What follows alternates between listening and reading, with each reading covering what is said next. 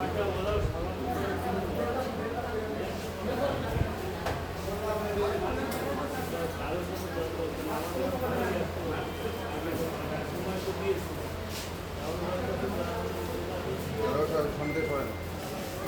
বাইকে দেখা যাচ্ছে না, ধীরে ধীরে সামনে দাঁড়ায় গেলে কেমন?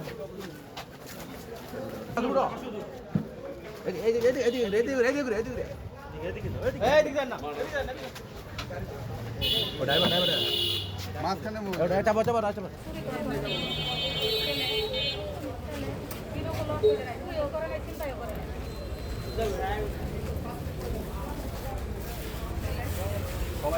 মোসাম্মদ আরিফা আক্তার নামে একজন বাদীর অভিযোগের প্রেক্ষিতে থানায় একটি অপহরণ মামলা রুজু হয় নারী ও শিশু আইনে।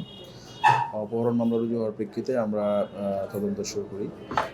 বাদী দাবি করেন যে তার মেয়ে 10ম শ্রেণীর ছাত্রী সাভার ক্যান্ট পাবলিক স্কুলের এবং বয়স 16 বছর। তাকে শাকিল সহ অজ্ঞাতনামা কিছু ব্যক্তি অপহরণ করে সেই অভিযোগের প্রেক্ষিতে মামলা রুজু হয়।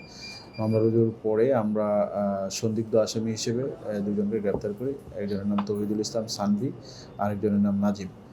তাদেরকে জিজ্ঞাসাবাদ শেষে আমরা বিজ্ঞ আদালতে প্রেরণ করেছি। আর এই মামলাটি তদন্তাধীন আছে। আমরা ভিকটিম উদ্ধার এবং মামলার যে প্রধান আসামি শাকিল তাকে গ্রেপ্তারে আমাদের অভিযান অব্যাহত আছে। এটা একটা অপরাধের ঘটনা। এখানে রাজনৈতিক পরিচয় আমাদের কাছে গুরুত্বপূর্ণ না। কে কি কোন অপরাধে অভিযুক্ত সেটাই আমাদের কাছে মুখ্য।